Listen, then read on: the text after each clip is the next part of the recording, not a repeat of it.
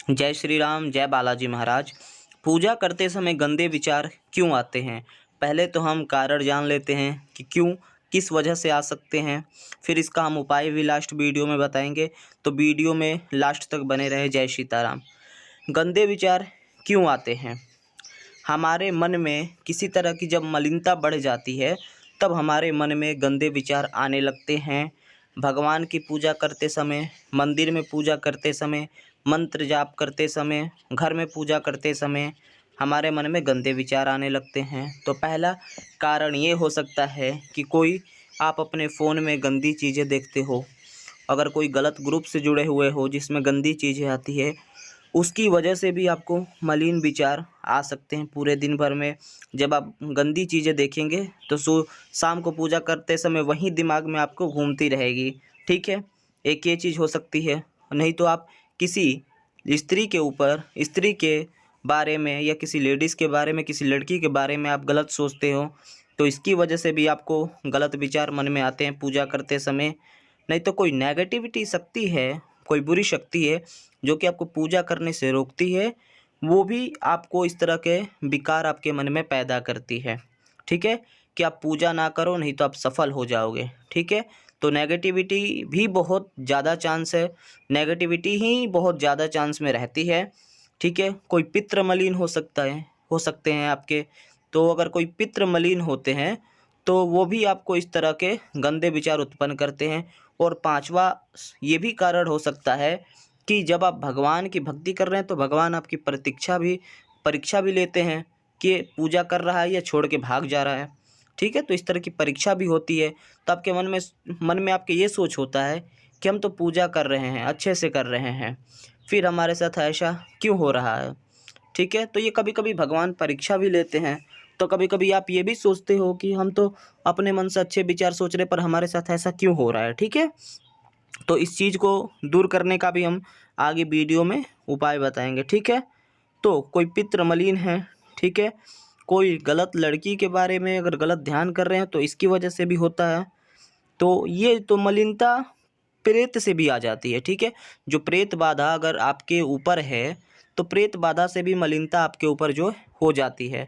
ठीक है, मंत्र जाप कर रहे हैं तो मन करेगा कि मंत्र जाप करके छोड़ के भाग जाए। ठीक है, नहीं तो आपके घर में कोई बुरी शक्ति है, उसके कारण भी जो है मलिनता आ जाती है। ठीक है, नज़र हाय के कारण भी आ जाती है। ठीक है, नज़र मतलब हाय मतलब कि अगर कोई आपने अच्छी चीज़ पहन ली तो सामने वाला व्यक्ति बोल दे कि हाय कितना सुंदर लग रहे हो। ठीक है, इस प्रकार से मतलब टोक लग जाता है, तो इसकी वजह से भी मलिनता आ जाती है। नहीं तो घर में कोई बुरी शक्ति है या आपके अंदर कोई बुरी शक्ति है, नहीं तो हनुमान जी आपकी परीक्षा ले रहे हैं। ठीक है, तो आपको करना क्या है इस चीज़ को दूर करने के लिए, तो हम इस वीडियो में जानेंगे। ठीक है, आपको क्या करना है इस मलिनता को दूर करने के लिए।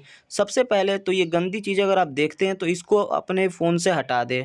ठीक है, अगर आप रोड पर भी जाए तो किसी लेडीज़ या किसी लड़की के प्रति अपनी सोच अच्छी रखें। ठीक है, तो आपके अंदर मलिनता जो है नहीं आएगी।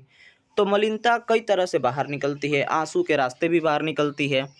ठीक है, मंत्र जाप करेंगे तो अगर आपके आंखों से आंसू निकलता है तो ये मलिनता निकलती है, जो कि मैंने एक वीडियो में बताया भी है। तो अब इसका उपाय क्या है, आपको करना क्या है। अपने पूजा करते हैं तो आप जो हनुमान चालीसा का पाठ करते हैं, तो हनुमान चालीसा करें और एक हनुमान जंजीरा मंत्र है, उस मंत्र की भी आप जो है 2 माला, 3 माला, 4 माला इस प्रकार से जप करें। तो जो है आपकी मलिनता जो है धीरे धीरे जाने लगेगी। और आप संकल्प लेकर प्रतिदिन आपको सुबह 20 हनुमान चालीसा का पाठ, शाम को 20, नहीं तो एक बार में ही 40 हनुमान चालीसा का पाठ करें। ठीक है, 20-20 पाठ करें प्रतिदिन, तो इससे आपकी जो है मलिनता ख़त्म हो जाएगी। और एक कपूर विधि भी है, तो कपूर विधि भी आप कर सकते हैं, उससे भी आपकी मलिनता दूर हो जाएगी। ठीक है, और मंत्र जाप करेंगे तो उससे भी आपकी मलिनता दूर होगी।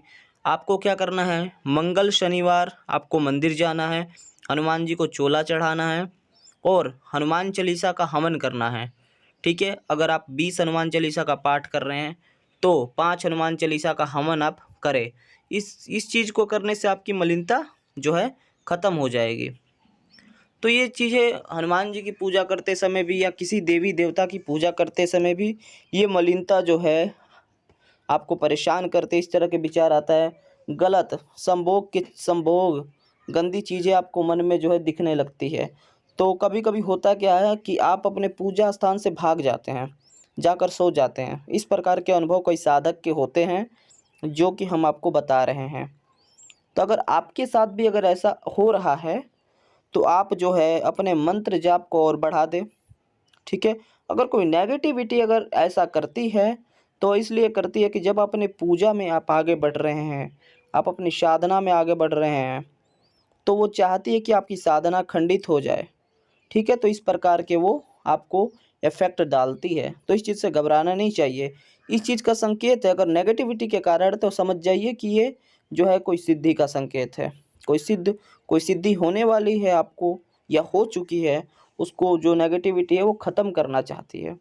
तो वो उसके भी प्रभाव से जो है इस प्रकार का अनुभव होता है। और ये गंदे विचार आना है माइंड में, अलग अगर आपके दिमाग में गंदी चीज़ें ही चल रही है तो शाम के समय अगर आप पूजा करेंगे तो दिन भर की चीज़ें आपके माइंड में घूमती रहती है। अगर दिन में आप अच्छी चीज़ें करेंगे, भक्ति भजन करते रहेंगे दिन भर, अगर कोई आपके पास नेगेटिविटी नहीं है और दिन भर आप भजन करते हैं, तो शाम को आपके समय पूजा करते समय आपको गंदे विचार नहीं आएंगे। ठीक है। और अपने फ़ोन में जो है गंदी चीज़ें जो है ना देखें और किसी के प्रति अच्छा सोचें। तो जो मैंने उपाय भी बताया, आप हनुमान चालीसा के पाठ से ही अपनी मलिनता को जो है हटा सकते हो। और अगर हमारे चैनल पर नए हो तो चैनल को लाइक, कमेंट, शेयर और सब्सक्राइब अवश्य कर ले। और जो बगल में बेल आइकन का बटन है उसको दबा ले। ठीक है।